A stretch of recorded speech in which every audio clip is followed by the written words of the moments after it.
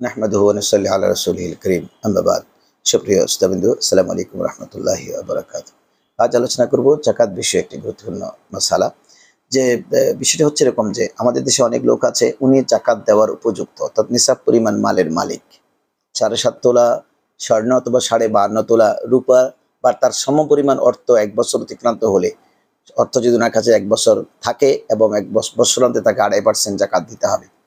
তো এরকম আমাদের দেশে অনেক লোক আছে যার কাছে ৫২.৫ তোলা রূপার সমপরিমাণ টাকা ১ বৎসর তার কাছে আছে, অথবা সে পরিমাণ সম্পদ তার কাছে আছে, অথবা সে পরিমাণ ব্যবসার মূলধন তার কাছে আছে, খেয়ে পরে বেঁচে যায়। ইনি যাকাত দিতে পারবেন, যাকাত ইনার উপর ওয়াজিব। কিন্তু এরকম লোক যাকাত তো দেয় না, আবার কিন্তু নিজের পরিচয় গোপন রেখে নিজেকে গরিব বানিয়ে নিকটস্থ আত্মীয়-স্বজন বা বন্ধু-বান্ধব যারা শিল্পপতি, যারা বেশি অঙ্কের যাকাত দেয়, তাদের কাছে গিয়ে যাকাতের টাকা খায়। অনেকে আমাদেরকে প্রশ্ন করেছেন, হুজুর কি অবস্থা হবে? দেখেন, আমরা নিজে খাওয়া দূরের কথা, কে খাইতে পারবে সেটা খোঁজার জন্য আমরা চিন্তা করি কে খাইতে পারবে। আসলে যদি উপর দিয়ে দেখা না যায়, অনেক লোক আছে যে উপর দিয়ে হয়তো ফিটফাট সবকিছু ঠিক আছে, কিন্তু ভিতরে অনেক টাকা ঋণগ্রস্ত, হয়তো মেয়েদের বিয়ে দেওয়ার সময় টাকা ঋণ করেছেন, বাড়ি করার সময় ঋণ করেছেন। এই লোক কিন্তু যাকাত খাইতে পারবে। উনি কারো কাছে হয়তো হ্যাকমতান সরাসরি চাইতে না পারলেও কিন্তু হ্যাকমতান চেয়ে খেতে পারে। কিন্তু প্রশ্ন হচ্ছে ওই জায়গায় যে একজন লোক, ইনি স্বাবলম্বী এবং ইনি নেশাব পরিমাণ মালের মালিক, ইনিও যাকাত খাচ্ছে। সেক্ষেত্রে প্রশ্ন করেছেন যে যাকাত যিনি দিচ্ছেন ইনার আদায় হবে কিনা। দেখুন, যাকাত যিনি দিচ্ছেন উনি তো পরিচয় গোপন রেখেছেন, যাকে দিচ্ছেন উনি পরিচয় গোপন রেখেছেন, ইনি যে পয়সাওয়ালা এটা তো প্রকাশ করছেন না। ইনি বলছেন সবসময় গিয়ে অনুনয় বিনয় করে বলছেন যে আমার খুব অবস্থা খারাপ, আমার টাকা পয়সা নাই, আমার ব্যবসা বাণিজ্য মার খেয়েছে, চাকরি চলে গেছে, আমি চলতে কষ্ট হচ্ছে। তখন এনার আত্মীয়-স্বজনদের মধ্যে যারা যাকাত দেওয়ার উপযুক্ত তারা মনে করছেন যে এই লোকটাকে যাকাত দেওয়া দরকার। তখন যাকাত ফান্ড থেকে ৫০,০০০, ১ লাখ টাকা তাকে দিয়ে দিলেন। উনি ওই টাকা নিয়ে গিয়ে ভালো করে ছেলে-মেয়েদের জন্য কাপড়-চোপড় কিনতেছে, ঈদ করতেছে, ব্যবসায় কিছু পুঁজিও দিচ্ছে, এই কাজ করতেছে। এজন্য যিনি যাকাত দিচ্ছেন ওনার কিন্তু আদায় হয়ে যাবে। কারণ উনি তো উনি আল্লাহর কাছে ধরাশায়ী থেকে মুক্ত হবেন।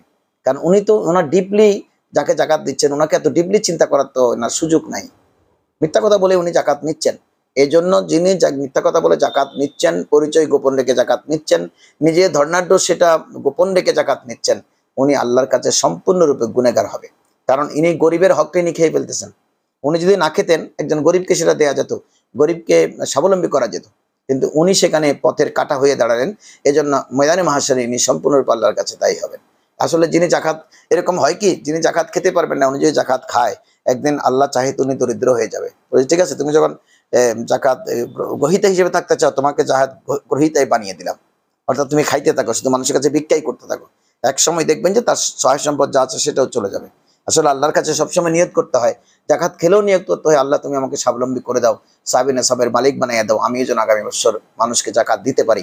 এরকম নিয়ত করতে করতে একদিন এমনটা হতে পারে আল্লাহ কবুল করে আপনিও তো শিল্পপতি হয়ে যেতে পারেন, আপনি অনেক টাকার মালিক হতে পারেন, আপনি যাকাত দিতে পারেন। একসময় আপনি যাকাত খেয়েছেন, এখন যাকাত দিতে পারতেছেন। সুতরাং যেই লোক এই প্রক্রিয়া অবলম্বন করে যাকাত নেবে সে মস্ত বড় ভুলের মধ্যে আছে, তার শুধরানো দরকার এবং এই পথ ছেড়ে দেওয়া দরকার। বরঞ্চ সে আত্মীয়স্বজনের কাছে প্রকাশ করা দরকার যে আমাকে যাকাতের টাকা দিলে হবে না, আল্লাহ আমাকে তৌফিক দিয়েছেন, আমিও কিছু কিছু যাকাত দেই। আশা করি এই বিষয়টি আপনাদের বুঝে থাকবে, আমাদের সাথে থাকবেন। আসসালামু আলাইকুম রহমতুল্লাহি ওয়া বারাকাতুহু।